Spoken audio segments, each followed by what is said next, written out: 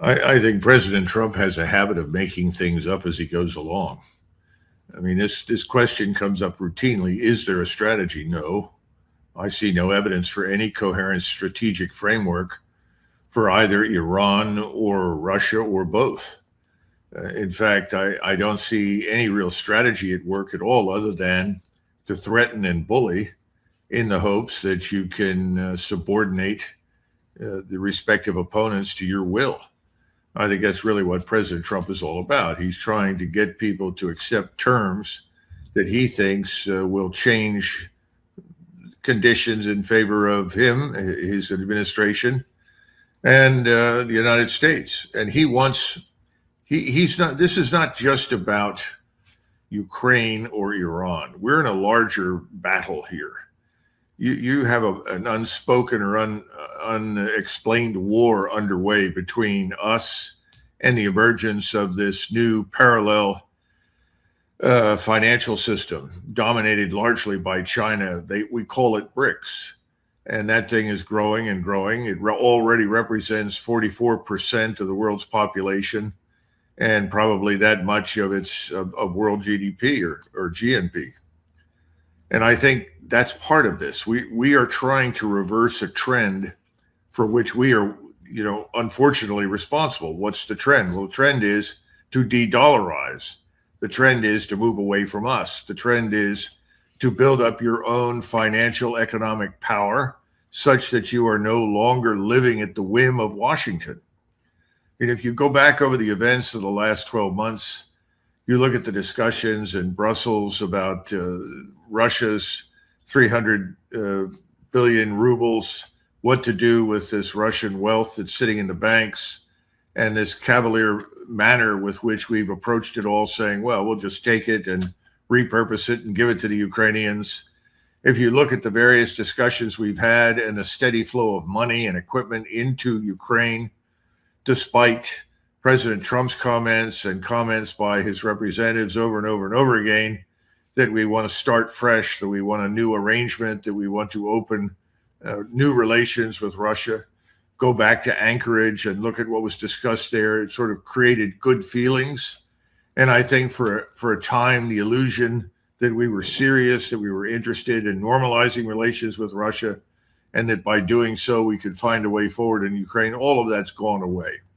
So I don't think the principles involved in Moscow or Tehran are taking us very seriously. And remember, you mentioned this 12-day conflict that President Trump mentioned, and you talk about having destroyed the nuclear capability or infrastructure.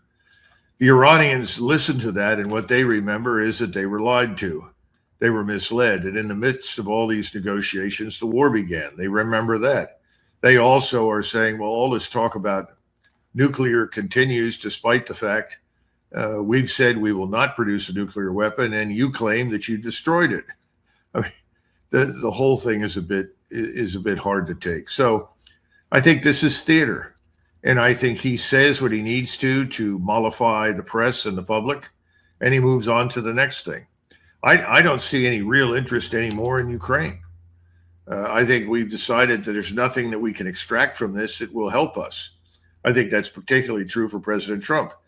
There will be no ceremony where he is lauded for his great vision of peace for the world, and where he shake hands with the Russians and the Ukrainians and everybody celebrates.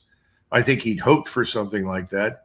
He knows that's never going to happen. So Ukraine now, we continue to bleed cash and send equipment and technology. We continue to provide information. It's kind of on autopilot. Now, why is it on autopilot? Because the people on the Hill have said, this is what we want, because this provides cash in our pockets. It makes us happy, makes our donors happy, our constituents, and so forth. So he says, well, what difference does it make? What's a few billion here or there? I mean, you're dealing now with a 38 to 39 trillion dollar, national sovereign debt. What's a few more billion? I don't think he cares. So I think he's going through the motions there. Now, when it comes to Iran, that's a different matter. And we all understand that were it not for the Israel lobby and the enormous power and influence exercised by Zionist billionaires inside the United States, we would not be preparing to attack Iran. That's a simple fact. And if you watched him when he spoke to the Knesset and the way he behaved and the people that he acknowledged, I don't think he has much choice in the matter. I think he's given his word. He's committed himself. He's taken money. He has to do it. And then there's another level. And another level is simply that everyone, I think, in his administration, but I think this is across Washington, is really preeminently interested in enriching themselves in whatever ways they can. And so if you read in the Russian press or you read what the Iranians are writing, they all point to the same thing, that these representatives, Mr. Witkoff and Mr. Kushner, seem far more interested in whatever side deals that they can pursue that will produce, multi-billion-dollar outcomes for them and their friends. I think all of these things are bound up together.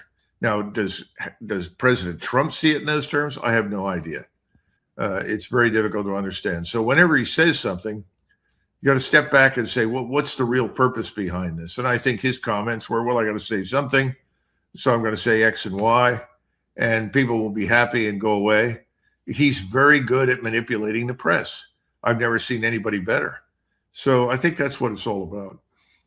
Well, as it turns out, and when you have this political theater, there are multiple actors. It's not just a solo performance here, and there is another side to this, and that's in Iran. Also, I believe it was yesterday, it might have been actually today, the Ayatollah Khomeini was asked or made a statement, rather, about one of Trump's previous claims about having the most powerful military in the history of the world. He said this. به نظرشون میرسه که مرتبا میگه رئیس جمهور آمریکا که ارتش ما قوی ترین ارتش دنیاست. قوی ترین ارتش دنیا ممکنه اونچنان گاهی سیلی بخوره که از جا نتوانه بلند شه.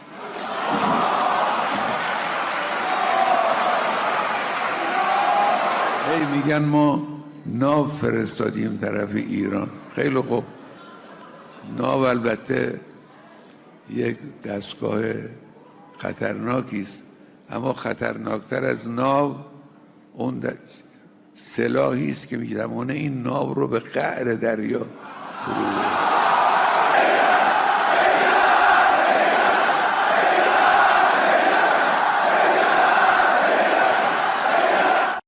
So they end with the whole death to America and all that, those chants that are positive there.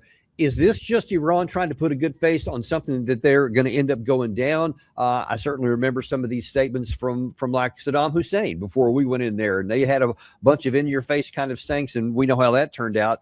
How do you think these kinds of counter threats are this time? Well, consider the fact that Washington is assembling one of the largest concentrations of U.S. air and naval power in the Middle East since Iraq was attacked in 2003. The strategic objective, whether you're sitting in Iran or Moscow or Beijing or Damascus or Ankara, is obvious. It can be inferred from the composition of the attacking force. A level of destruction intended to induce the collapse and disintegration of the Iranian state and its society. That's what this is about. This is not a demonstration designed to persuade people that they should wake up and pay attention. This is destruction, the likes of which we have not seen really, in my judgment, since 1991. And the goal is clear: disintegrate the state and its society. Then we can pretty much do what we want with it, as well as with its oil resources and with the rest of the region, because that's what the Israelis want. That's what their backers in the United States want. So when you say, what is this man saying? Is he guilty of hyperbole? Probably. Could some of that be true? Maybe. We'll have to see.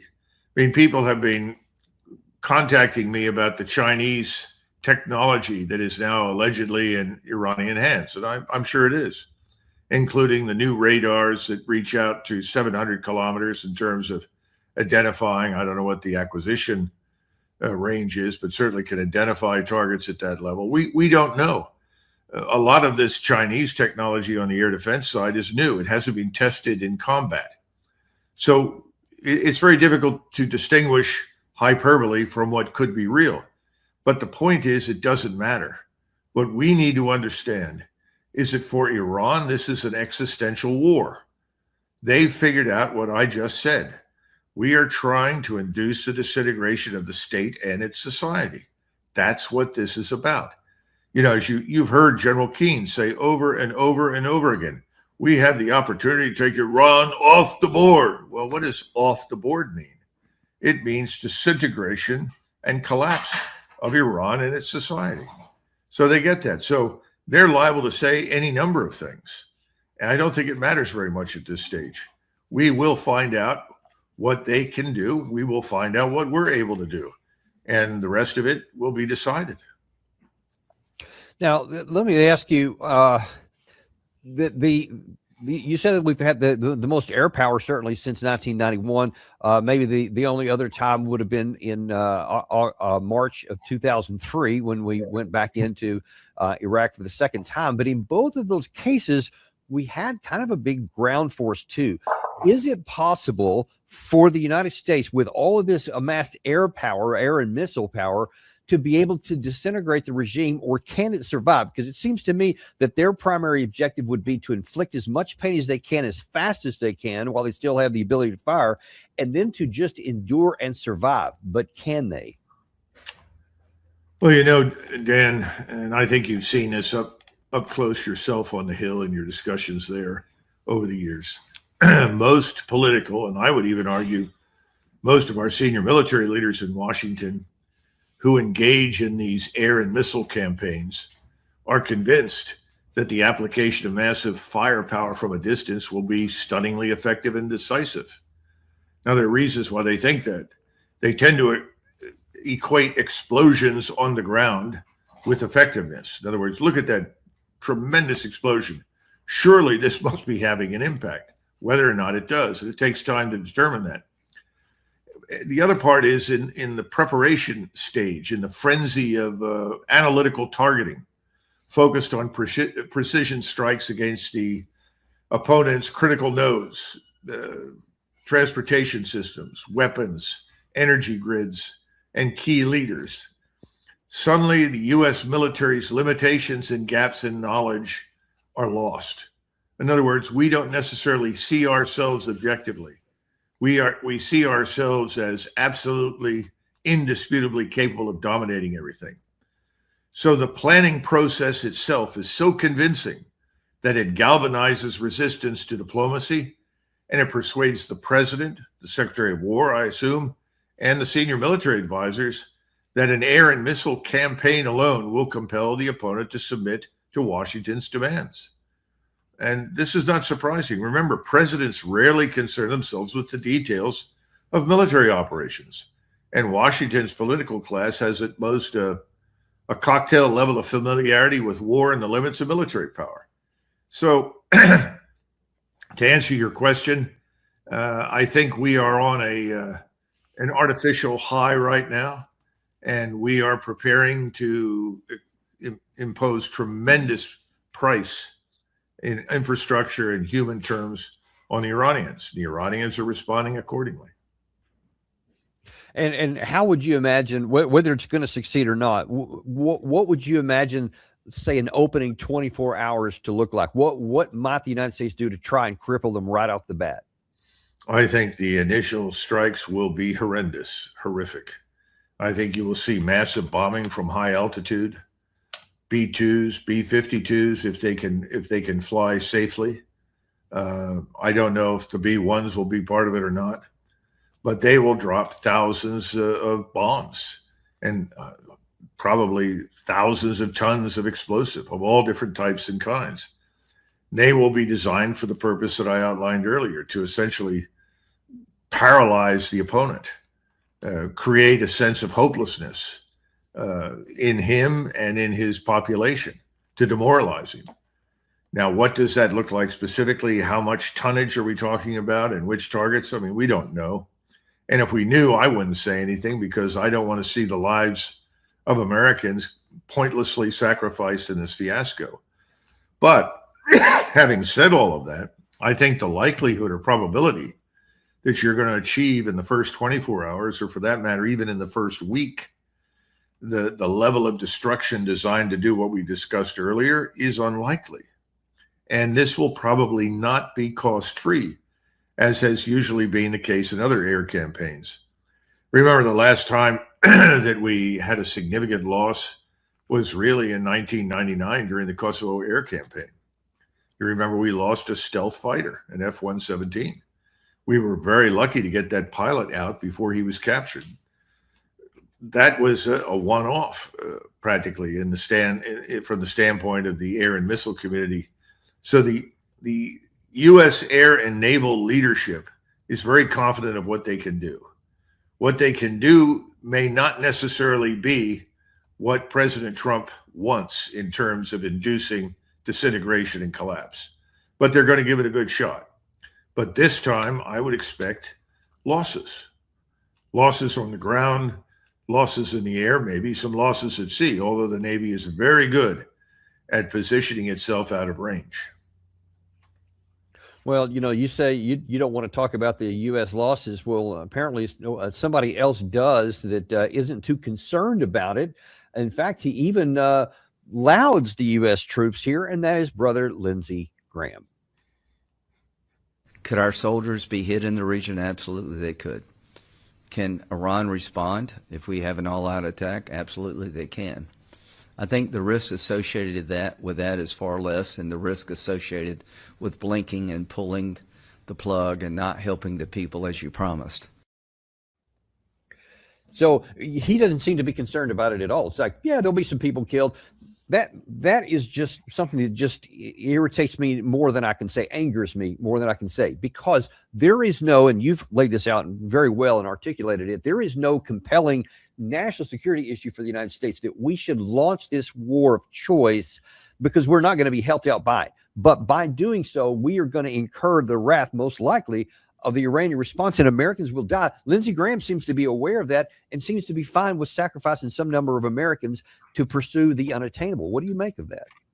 Well, there are a few points. The first is that he's reiterating something that his particular group of supporters, neocons, globalists, whatever you want to call it, that our interests and the interests of the Israeli state are the same, that we are both in the same war against the same adversaries.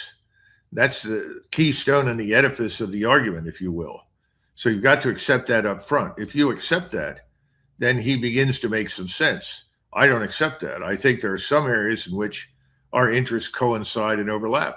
I certainly think we've always had an interest in helping the Israeli state to survive in conflicts with its neighbors. We do not have an interest in the destruction of Iran, the Iranian state, or the Iranian society and its people. That's ridiculous. We have no interest in that whatsoever. Secondly, he's saying that, well, yes, we'll probably take some losses. This is not without cost. I mean, effectively, that's what he's implying. But it's worth it because, quote unquote, we're helping the Iranian people. Well, I'll be anxious to see the millions in the streets cheering on the arrival of the United States Air Force and Navy as they pulverize everything in sight. I don't think so. And I've never bought the argument that the overwhelming majority of the population wants to overthrow the government. I would say at least half the population is sick to death of Islam. That's true. This is a long-term development. I mean, the best thing that's happened, I think, as a result of Khomeini back in 1979 has been that the population has said we've had it with Islam. We have to remember that Islam is also a foreign import to Iran. It doesn't originate there. It's originally an Arab concept, an Arab religion that was exported at the point of a sword to Iran. So I think the Iranians collectively, and this is nothing new. If you go back to Samuel Huntington and look at his Clash of Civilizations or Political Order in Changing Societies, he used to teach that stuff at West Point. He talks at length about the capability, the potential of all the Muslim states to integrate with the broader world in the modern society. And he points out the only one that can do it now is Iran. Iran has the human capital. Iran has the potential to join the larger family of nations. But the rest of the Islamic states are quite frankly, behind and won't be there for some time. But unfortunately, bombing the place isn't going to fix that. And then finally, there's this other business that Iran presents a danger to the world, that they are striving desperately for nuclear weapons. Well, that's not true. They aren't a danger to the world. They are a danger to people in the region that threaten them. And wherever they involve themselves, it's inevitably to either offset dangerous influence from Israel, to support people who are being punished by the Israelis, or to simply support their co-religionists in places like southern Lebanon, in parts of the Emirates, in Yemen, and so forth. But all of that is ignored in favor of Iran is a dangerous place. The people in charge are maniacs. This is nonsense. It's just not true. But don't lose sight of the fact, and I'm sure you've seen this. If you go to my generation, the so-called boomers, they've been listening to this dribble from Fox News and CNN and everybody else for decades. Oh, yeah, Iran's bad. We should destroy Iran. We got to get those guys. Okay, why? Well, they killed our Marines. Okay, what were we doing in Lebanon? The great achievement of Ronald Reagan and Cap Weinberger at the time was to say, we don't belong in Lebanon. We have no business being there. We should not put ourselves between the Israelis, the PLO, or anybody else. We also forget that the Hezbollah, the party of God, did not exist until the Israelis occupied the place. So, right. This is a different rendition of historical experience. It's all through the prism created in Israel, then disseminated out of New York City to the various media outlets. And anybody who disagrees with it is an anti-Semite by definition now. So if you don't agree with that, you don't like that, you don't support it, you're an anti-Semite. End of discussion, gone. We'll see how long this works. We don't know. Yeah, well, it has been pretty successful at keeping a lot of voices silent, and it's definitely been successful at keeping other voices elevated, which some of them you just mentioned. Here's a new one that was also on Fox News last night in talking about these negotiations coming up in light of President Trump last night saying, I'm trying to find a negotiated settlement. You had Fox News here interviewing Mark Thiessen, who had somewhat different of a view. The foreign minister, Abbas Araghchi, on the objectives for negotiations in Geneva, said this: I'm in Geneva with real ideas to achieve a fair and equitable deal. What is not on the table, submission before threats. Yeah, he's got a choice between submission and destruction, because those are the choices he's facing. He doesn't get to set the terms. And the fact is, Donald Trump, look, I don't think that there's a chance that the Iranians are going to agree to the kind of deal that would avoid military action. They're not going to give up enrichment. They're not going to give up their ballistic missiles, and they're not going to give up their willingness to go support terror groups around the Middle East. But I think Trump is right to go through the process of giving them a chance to say yes and submit. But if they choose not to, I think Donald Trump is going to act. And look, he has a choice now between following the example of Barack Obama, who drew a red line in Syria and then not only didn't enforce the red line, but made a chemical weapons deal with the Syrian regime, and which they cheated on.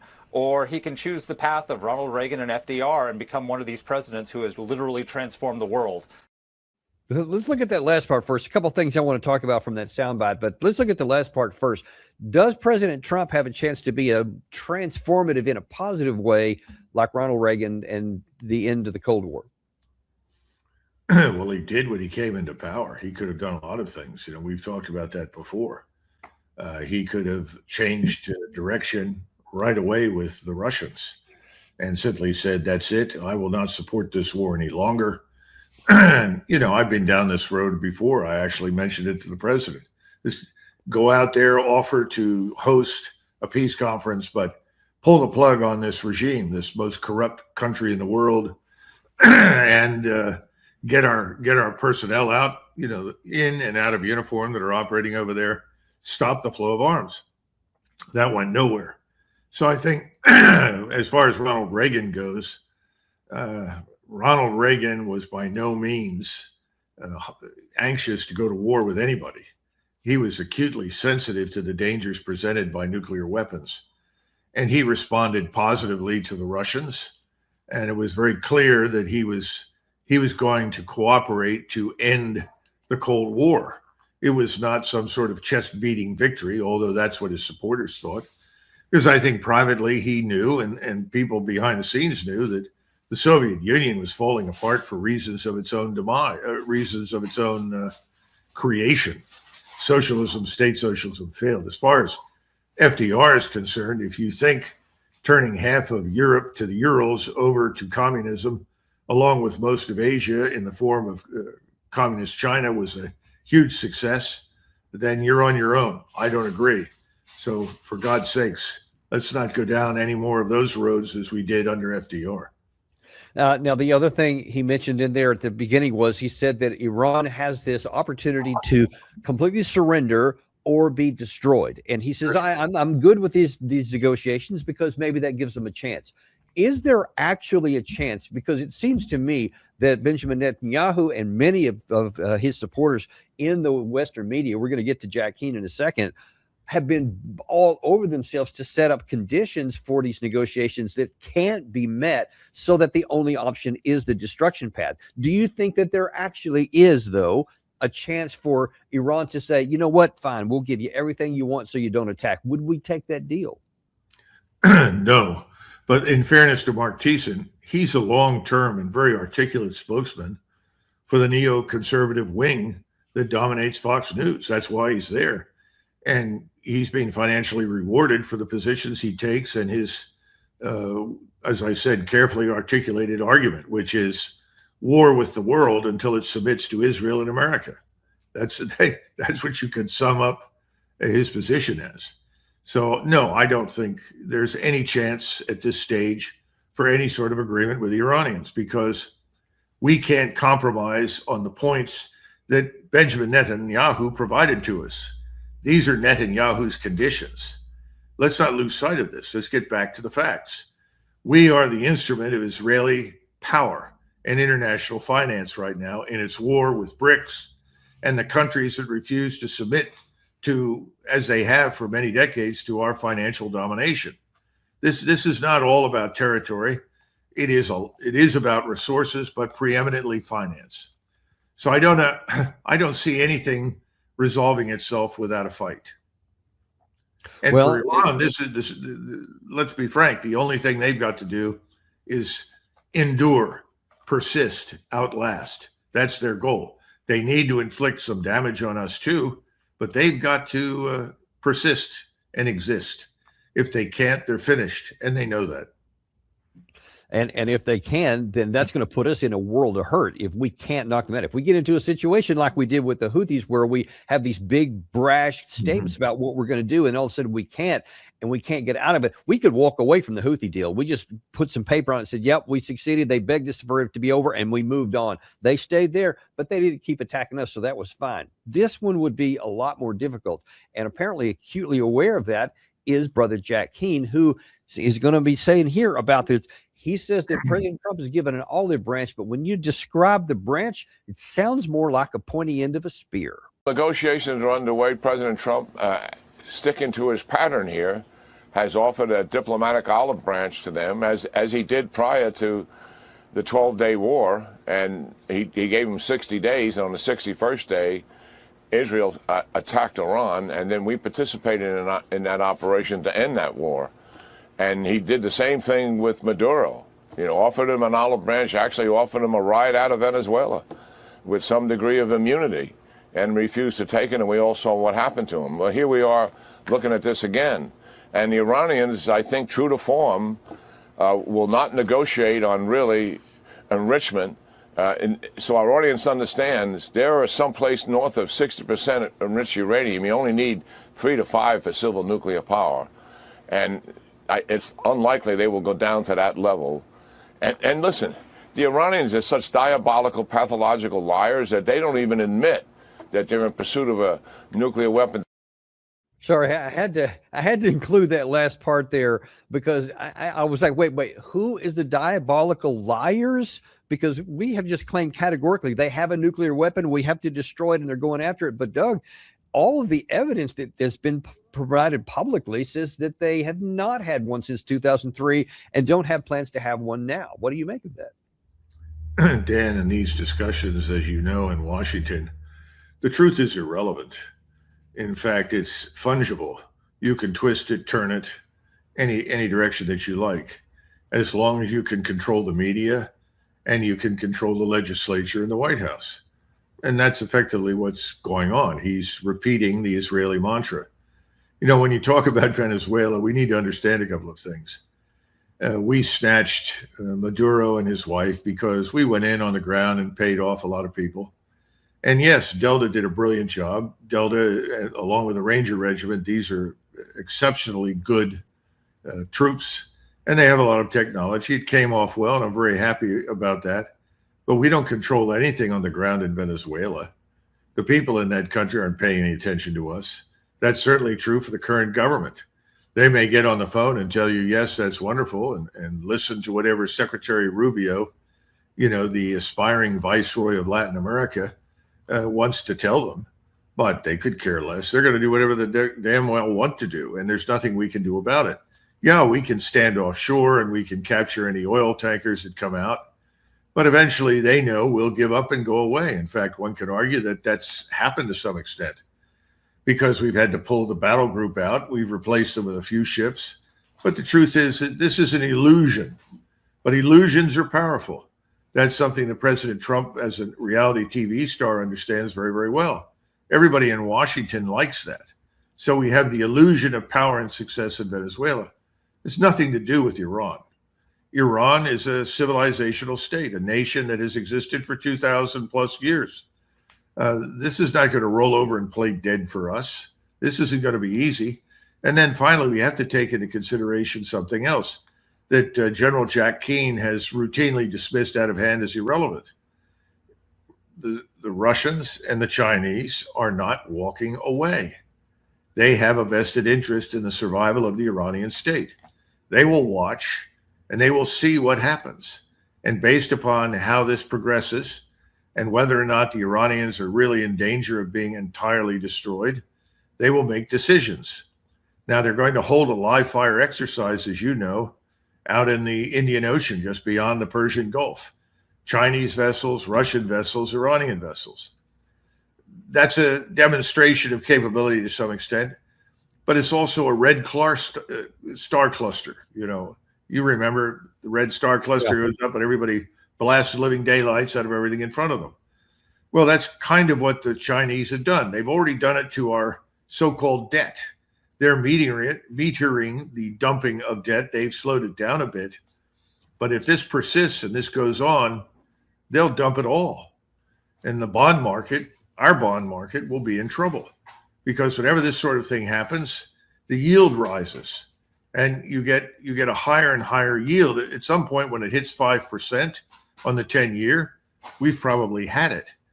And I think Bessent knows that. Bessent, he's tried very hard to cultivate the Chinese. I don't think they're listening to him, but these financial economic issues in the background are not insignificant. They're very significant. Now you add to that the potential for a direct military confrontation.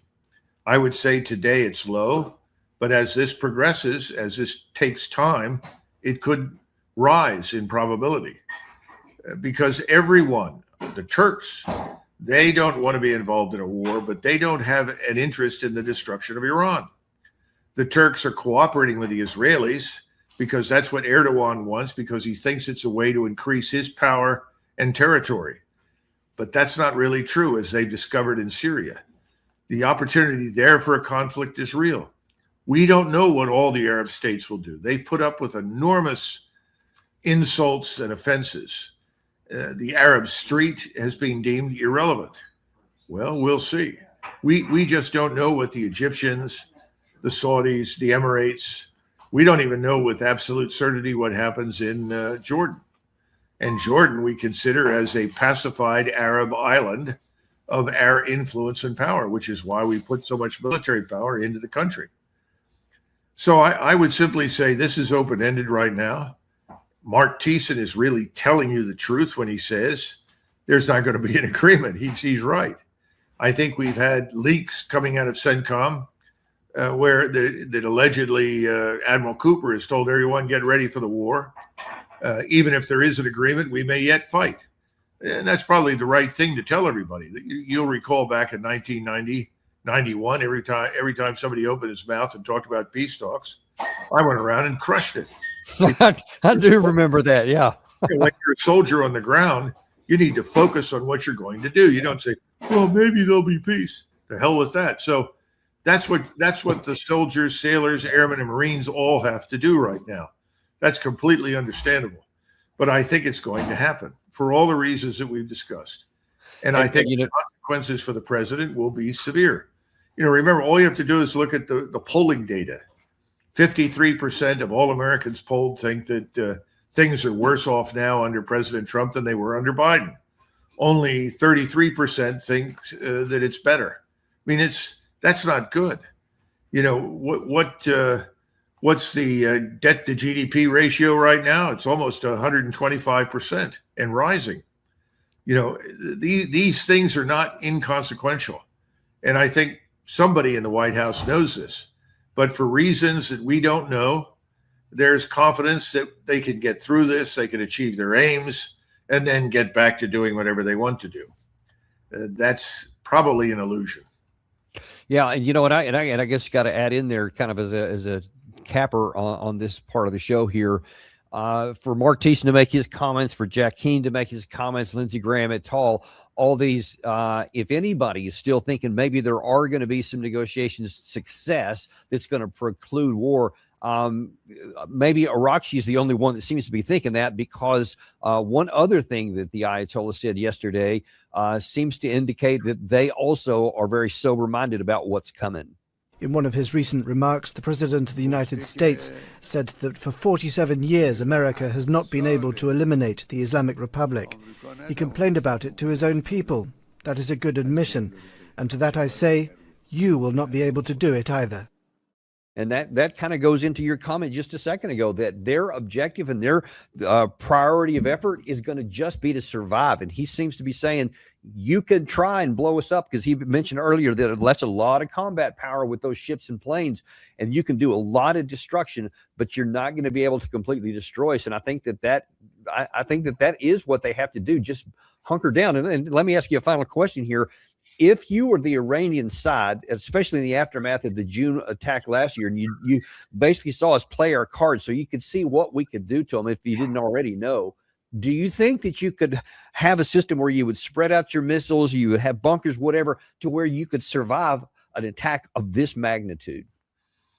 Yes, I think we can. In fact, the dispersion of capability has been achieved in Iran. The numbers of underground facilities are really quite staggering. So I would argue, yes. Now, to that has to be added the air and missile defense. You've got to have some effect with your air and missile defenses. The last time around, things didn't work very well for the Iranians. This time, they may work a lot better. We will see. Clearly, the Chinese and the Russians have tried to help them. And this time, they have access to a lot of intelligence they didn't have the last time.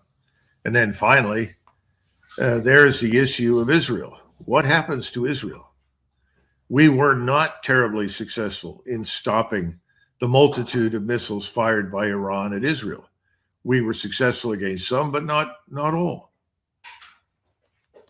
And you see on the screen there, this is being reported by the Israeli media that the Iran has received some number of Dongfang 17 DF-17 anti-ship missiles from China. Whether they have or whether they haven't, we know that they have a lot of anti-ship missiles of their own. Let me just ask you a final question here. In the event that, and let's just pick the number one, if one American vessel is sunk by the Iranian side, what impact may that have on the impression that America is basically incapable of being defeated? Well, I think it'll be serious. I think I mentioned this before, that the Boer War had a very negative impact on the British Empire, largely because 30 to 40,000 Boers, there were never much more than them, never much more than those numbers of them, embarrassed the British, because the British had to bring in 250,000 troops to suppress 30 or 40,000 guerrillas effectively. And they look stupid, and they deserve to look stupid because they went in there and they behaved almost as foolishly and incompetently as they had during the Crimean War in 1854, and as they had really all the way back to Waterloo. It was really breathtaking how little had changed. They behaved as though they could get into squares and kill the usual suspects without much damage. And the world took notice of it, and I think the Germans in particular were a little surprised that they performed so poorly. So the British did try very hard from about 1905 until 1913 to remedy that. They did make some improvements, but not as much as they needed, and they barely clung to France in 1914. They came close to being exterminated on the battlefield, and the French had to carry most of the burden for the next year plus, certainly for the next 18 months. So what could happen to us if we lose ships, if we lose a lot of people, if they can jam our satellites, if they demonstrate that they have that kind of expertise, cyber attacks, all these things put together, and things go badly for us in a dramatic way, I think that will invite large numbers of people in the future to challenge us. I think we can say that with absolute certainty. You know, and you got to remember, President Trump was very vocal, pointing out, we're the greatest. There's no one better than us. We can do everything. We can come to you tomorrow and do what we did in Venezuela. You know, you're going to be tested now. We are going to be tested now, President Trump. That's where we're headed, largely because of that kind of rhetoric. My greatest concern is this thing drags on, and the temptation to turn to the use of a tactical nuclear weapon becomes real. That's my greatest concern. Yeah, I have equal concerns on that. In the amount of time we have left, I want to shift gears a little bit back to the Russia-Ukraine war. I don't want to leave that one off because there also are some talks on schedule for that. Also in Geneva tomorrow, there is a scheduled trilateral meeting with the United States, Ukraine, and Russia to try and figure out if there's any room for negotiations, if anything has changed there. Now, based on some comments recently by Sergei Lavrov and Volodymyr Zelensky, doesn't seem like we're any further down the road than we were in Alaska last year. You can comment on that. But back to the category of some delusions in the West, I just could not fail to at least put this one soundbite in here from former amazing four-star general David Petraeus, who has this comment about how the future he sees for Ukraine. This is Ukraine's greatest generation. It's very similar to the American greatest generation. But I think when the cessation of hostilities begins, we're going to see Ukraine as the greatest military industrial complex in the Western world. And they're going to build a new country with new economy, not the old extractive economies of the past. And they will, I think, over time come to see what Ukraine's greatest generation will have done, not just on the battlefield, but also in building an entirely new country focused on new technologies and new economic endeavors. The greatest generation, which he say to you from America that, you know, at least on our telling, won World War II, and that they're going to be the greatest industrial company in the Western world. I mean, man, what is going on here, Doug? Well, General Petraeus has never been very concerned about the truth of any of his remarks. You can go back to the 2023 and his insistence that the Ukrainians have mastered combined arms tactics with all of the new equipment. They were going to smash their way through Russian defenses. You know, we've been down this road before. It was all nonsense. The notion that you would talk about 1942, 1943 combined arms tactics on the battlefield in Ukraine was itself an admission of complete ignorance and futility. I think this time around he is sort of pronouncing Lazarus on the table, the corpse, as a future resurrected superhero. It's not going to happen. If the Russians thought for even a few seconds that this was serious, what he described, that you would see such a military industrial complex on the ground rise in Ukraine, they'd turn the place into a parking lot. I mean, let's get real. This is the problem with this entire mindset. The only thing he and people like him have done is sacrificed millions of lives. They've put the very existence of the Ukrainian people into question. In fact, some people think that it's over. So many Ukrainians have left and have no intention of ever going back. That's one problem. The second problem is that whatever is left is going to be completely disabled, traumatized, and incapable of doing anything for years. But one thing is absolutely certain. What he described is not going to happen. The Russians will never permit it. And I think that truth has sunk in Moscow. We're going to see this spring is going to be different from previous years. Will it be different enough? Will they end it finally? That depends on a number of factors, but we know where the concentrations of Russian forces are.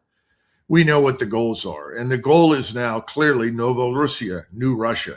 They've given up on any chance of intelligent negotiations.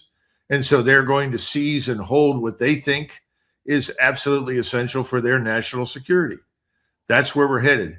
What he's describing is worse than delusion. It's almost a death sentence for the remaining people in Ukraine, certainly for those that live west of the river. You know, Doug, one of the things that to bolster your position there, and by the way, we can't really help but notice here, Petraeus is always talking, and I don't know why, but he has this deflated football on his desk, and if that's not a metaphor for the words that he's saying, I don't know anything could be. He might not want to do this to himself, but I don't know. There it is. Yeah, well, I don't know what it is either. It's a bit strange. Perhaps he'll explain that to you if you give him a call. Maybe he would. I may have Gary reach out to him and see if he'll come on the show. Well, I was going back over previous air campaigns in the 20th century and in this century. The only one that is indisputably a success story was the Israeli air campaign of 1967, where they launched preemptive strikes against the Egyptian and Syrian, Jordanian air power. That was a success. There's no question about it. I'm not saying that they won the whole war on their own, but they made it impossible for their Arab opponents. But that's it. Every other air and missile campaign has failed to perform to expectation. So I think that's the bottom line for our discussion. I would not expect the next one to be any different, despite the fact it's very obvious that I think the chairman of the Joint Chiefs has told the president, if you really want to achieve this aim of causing the government and its society to disintegrate, you are going to need a lot more firepower. And that's what's showing up, a lot more firepower. Right. Who's to argue with that? And you talk about the air campaign. I mean, that headline that Gary was showing there, Russia has been on a air and missile campaign for quite a long time. I mean, you'd say well over 2 years. And that's in conjunction with the ground force that continues to put pressure. And even that has still not forced Ukraine to completely disintegrate. But I want to ask one last question in the time that we have here about Russian capabilities. Now, many of the folks here in the United States say that Russia is not that capable. They're not that good. In fact, they kind of suck. It's taken them all this year with all these advantages they have. They still hadn't been able to break through and completely crush them, et cetera. But you mentioned a second ago the Petraeus's how wrong he was on the 2023 Ukrainian offensive, where they tried to have this big counterattack and this combined arms and all that is just obliterated. I have not seen, especially since Russia went back onto the offensive in late 2023, I have not seen them do anything more than these small unit things. Do you believe that Russia could at some point actually attempt something on a large scale like what the Ukraine side, but maybe have learned some other lessons here? Because otherwise, how do you view their capability? The Russians have learned how to operate in an environment where top attack makes maneuver almost impossible. And the Ukrainians have tried to produce millions of drones to counteract Russian mobility and Russian maneuver. I think the Ukrainians have had some success, but not enough to save themselves from destruction. And they've wasted their best manpower in pointless attacks and offensives that had no chance of success. In this regard, it's very reminiscent of the First World War, where people repeatedly, stupidly tried the same thing over and over and over again and lost millions of soldiers as a result. Everybody did it. The Germans began to do less of it when they went over to the strategic defense. But the Russians, the foolish Austrians, the French, the British all sacrificed hundreds of thousands of lives again and again, trying to operate in an environment that was not conducive to successful maneuver. So when you say, what will the Russians do? I think the Russians are going to move up to Zaporizhia. They're going to cross the river. They're going to seize Odessa. At the same time, I think they will move on Kharkov. Those things are, I think, written into the operations orders. Those are the goals and objectives. Now, will they go beyond that and move on Kiev? I think that depends on the situation. But when you talk about their offensives, you're talking about something very deliberate, very methodical, that leaves very little chance for what I would call mass casualties. Lead with small bodies of troops, maximize the use of firepower, maximize the use of firepower against your enemy's concentrations, his fortifications, his defenses, then exploit as rapidly as possible, consolidate, repeat. I mean, that's what you're seeing. This will happen, I think, on the operational level this year. And how far do they get? Where do they decide to stop? Where will they be in September? Depends entirely on how much they decide to do. And thus far, President Putin has turned out to be very cautious and very deliberate. And again, he's always made it clear that he does not want to provoke NATO. But increasingly, Russia is preparing for just that war. And so they're not going to waste manpower, sacrifice resources unnecessarily if they think they may have to fight European troops in Western Ukraine. And I think they still consider that a possibility.